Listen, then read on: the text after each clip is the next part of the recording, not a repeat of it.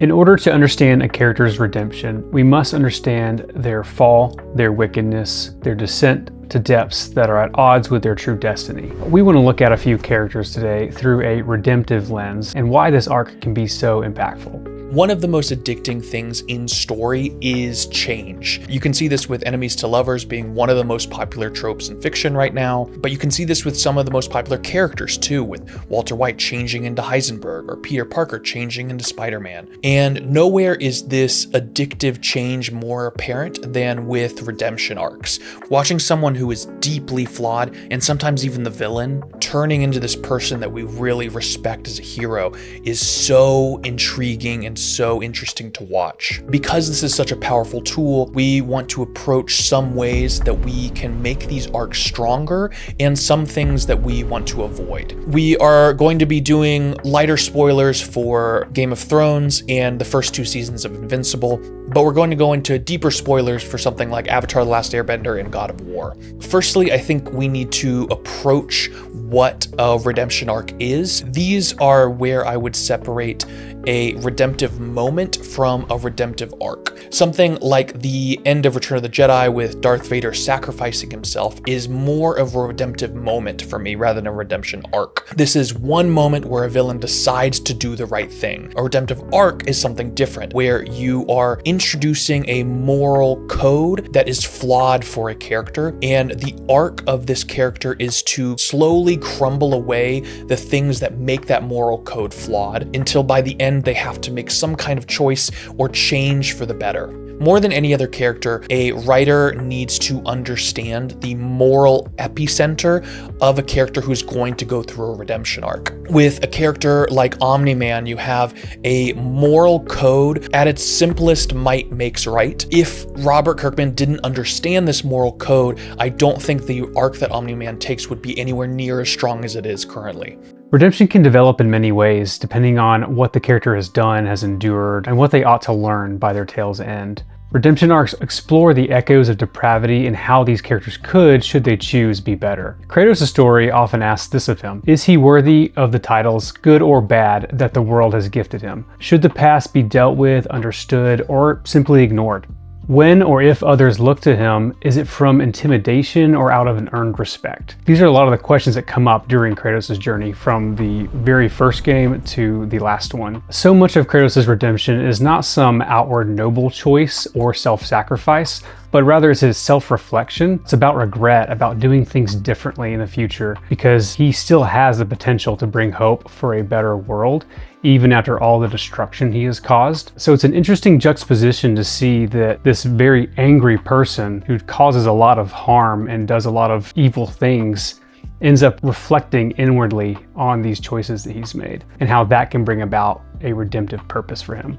I wanted to break Kratos' arc into 3 sections: hatred, games 1 through 3, then healing, the 4th game, and then hope in Ragnarok and the DLC for Ragnarok called Valhalla.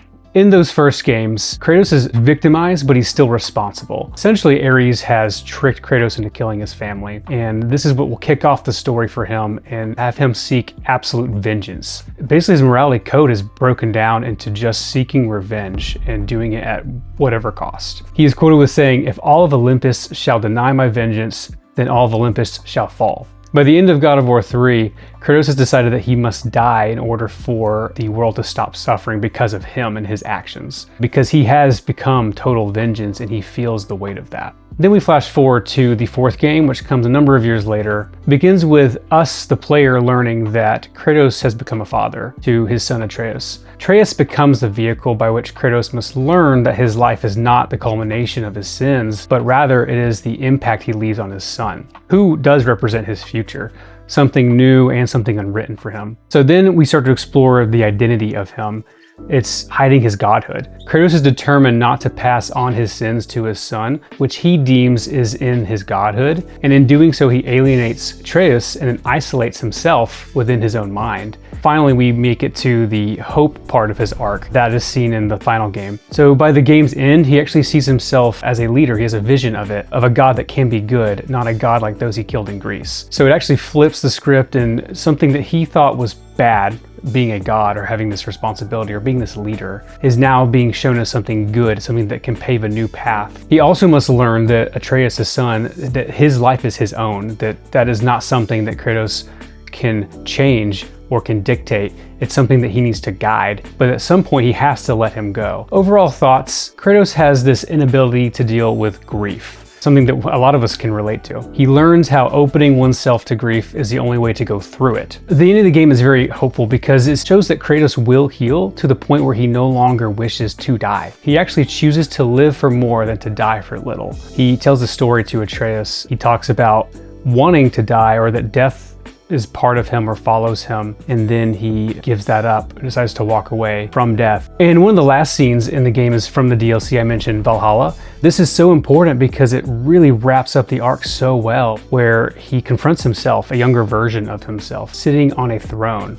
That person is challenging him into what kind of leader he will be. So it really reinforces this classic redemption arc where the character confronts the past, but then they can look forward to a better future because they can be different, they can be better. They don't have to be defined by those things that they did or that they used to believe. Now that Tyler went through the character study with Kratos, I'm gonna break down some ways that we as writers can make our redemption arc stronger. One of the first tools is understanding the origins of your character's flawed moral code. A lot of people's moral beliefs don't just get pulled from thin air. A good place for writers to start is showing how this philosophy saved them in the past. A morality that protects you and keeps you safe is all the more powerful. Omni-Man's idea of might equals right, if he didn't believe this and if he didn't embody it with all of his being, he would have died a long, long time ago. He needed this moral code to stay safe. Zuko is in a lot of ways the same way.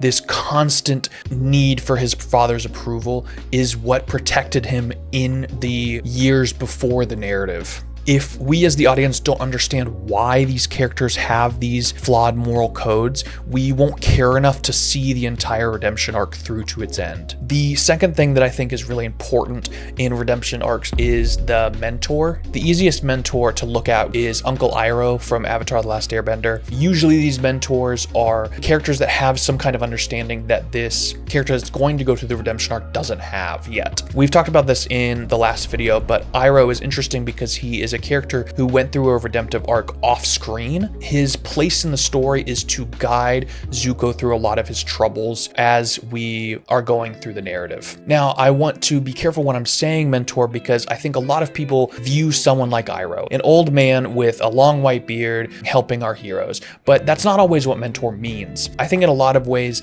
in Invincible, Debbie, Omni-Man's wife, slots into the stereotype of a mentor actually more than anyone else. While they don't necessarily have this mentor-student relationship, in a lot of these scenes where Omni-Man's code is breaking down, he is remembering things that Debbie has told him. The third way is seeing the results of their bad actions. In the same moment that Omni-Man is thinking about what Debbie has taught him, he is seeing the results of his own moral code right in front of him when he is beating his son almost to death. These scenes are intensely important with these redemption arcs, so you can show not only the character but also the audience the downfalls of this moral code and what it results in.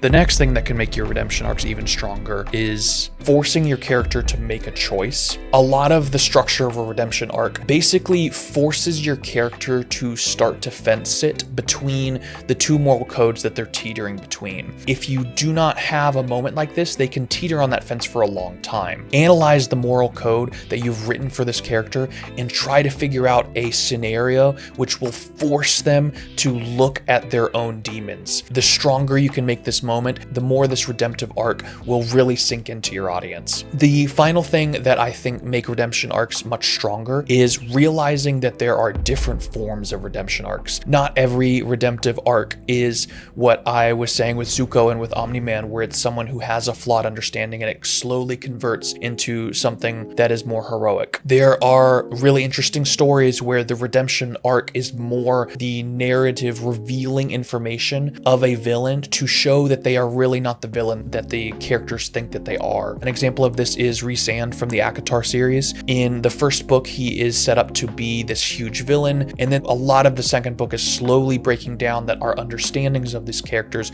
is completely flawed. These arcs can be really interesting and they function in a lot of the same way, but instead of the villain having this big redemptive moment, it's the main character's understanding and the audience having this redemptive moment, which can still be incredibly powerful. So realize that these systems are not always so black and white, and try to create arcs that work better for your story. So next we're going to do one more character study, and then after that I'm going to go into some things that immature writers do unintentionally that weaken a lot of their redemption arcs. A brief caveat with Jaime Lannister from Game of Thrones. I will be talking specifically about Jaime from the novels rather than the show. Early Jaime Lannister is quite despicable, and frankly he's easy to hate, which only means to me that he has to have a greater fall before he can be rebuilt. Yet where the redemption looks a little different for me in his story is the fact that he has character agency. It's a very different approach from what I discussed with Kratos, where it's a very self-reflection, very much an identity crisis, but how do I confront my demons? Whereas Jaime is trying to forge a new path in a different sense, where he's growing and seeing some of the consequences of his family and what that has done to him and what he can do differently in the future. Jaime, he draws upon his talent with the blade to exude arrogance and haughtiness, something we later see him lose when he loses his hand. So Martin intends to break the character to show glimpses of what he could be, but what he must lose before becoming something more honorable, all while still maintaining a questionable moral compass. He hits on the points of Jaime's identity and he takes them all away. So I want to jump into it's actually the fourth novel of the series. It's A Feast for Crows. In this book, Jaime is being cut off from a lot of these things that do define him. He's already lost his hand, so his skill with the blade is taken away, so he no longer can stand up to people. He can't push his way around and get what he wants. He's separated from Cersei, and he starts to see how insane she is. His father is dead, and he blames himself for that because of his decision to release Tyrion, who then kills Tywin. All of these losses, they culminate into a lost identity.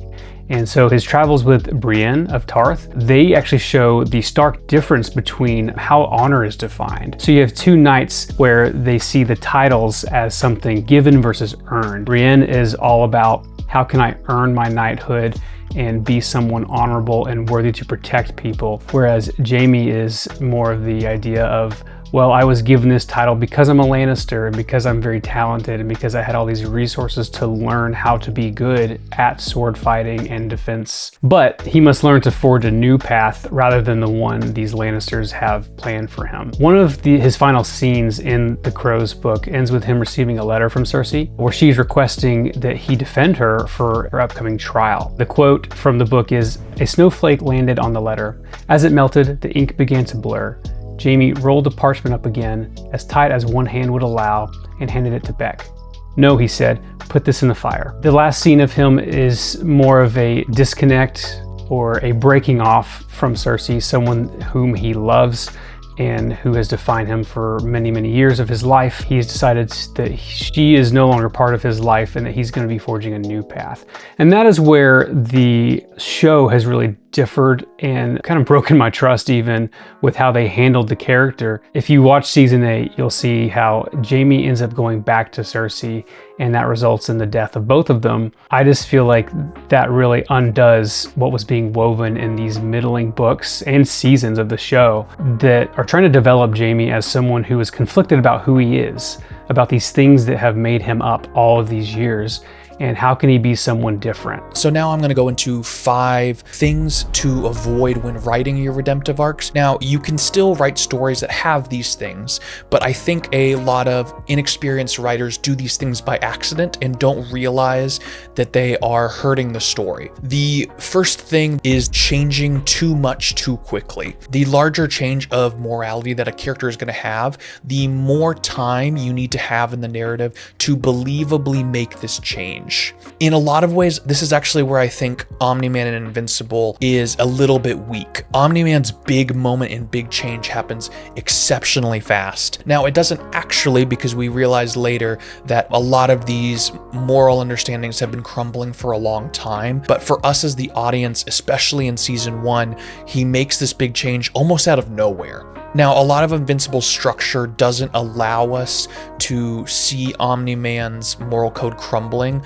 without giving away a lot of the big surprise moments. But when writing your own stories, try to structure the story in a way where you can slowly break away at these larger moral changes rather than having a big switch all at once. The second thing that you should avoid is this idea of easy forgiveness. Forgiveness and redemption are two completely separate things, and those two arcs can be almost completely separate. If the villain of the story changes and almost immediately everyone forgives him, these stories can feel very fake and like the harm that they did to society wasn't even really that bad to begin with. In the case of Katara, she has a really hard time grappling with forgiving Zuko for all that he did. It takes a long time for her to warm up to him to even be in the party. Debbie and Mark are the same way in Invincible, where most of season 2 is them struggling with the trauma of what Omni-Man did in season 1. And this is what gives these big moments a lot of weight, is when we understand the pain that they went through and we understand that these characters are not able to forgive as easy as maybe the audience is. And when your character withstands this ability to not be forgiven, it honestly makes us like the characters even more. It makes their transition not feel transactional, but it makes it feel true. The third thing to avoid is this idea of being too clean. A lot of times to avoid something like this, you can have your characters have small slip-ups. Now, you usually want to avoid something like Tyler talked about with Jaime, where they have a complete switch up of their entire redemptive arc near the end. But if you have small slip-ups throughout their story where they are reverting back to their old moral code and their old understanding, it makes these moments feel really, really genuine. The character Vivian from Legally Blonde, she is a side character that has a redemptive arc throughout the story, where she originally views our main character as this kind of dim-witted blonde who shouldn't be at Harvard. And then throughout the story, they become friends and she has this redemptive arc. Then she sees something that forces her back into her old way of thinking, and it causes this slip up and this move back into their old moral understanding. Use these when you can to make your arcs feel more genuine. The fourth thing to avoid is costless change. Showing the cost of them doing the right thing can make us understand why they were evil in the first place even more. If these characters change their entire moral understanding and nothing really bad happens to them, we are stuck wondering, why did they not turn good the entire time? Were they just bad for the love of it? An example of this is with Omni-Man, where his entire planet turns against him because he switched up his moral understanding, because he had this redemption arc. This not only raises the stakes for the narrative, but also makes us understand the pre-redemptive arc Omni-Man and why he was the way he was. It also shows us that the thing that they changed for means more than their own safety. The fifth and final thing is doing redemption arc for all of the villains. When you have every single villain see the error of their ways and turn away from the dark side, for instance, it can cheapen your evil and it can make your evil feel weak. Sometimes the best villains can just be villains. They don't all need to turn good. So as powerful as redemption arcs are, use them when they are necessary and use them to make better stories, not just because you want every single villain to join your heroes at the end. You don't have to reinvent the wheel when creating a redemption arc. They are naturally just very powerful. They're very relatable for people because we're all, in a sense, broken and we've faced trauma in some way. And there's always something that we can grow from and grow into. To go back to Kratos, mashing these significantly different ideas like the brutality of a god of war from his early days to the gentle strength of fatherhood, it seems like it wouldn't work.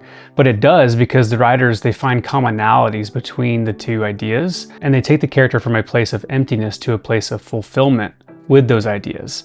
So they form this connective tissue to make an arc. Growth can often feel surprising for these characters, but it can still be a really good experience because we can always learn and grow alongside these characters and live vicariously through their stories. So we hope that helps you, and we'll see you next time.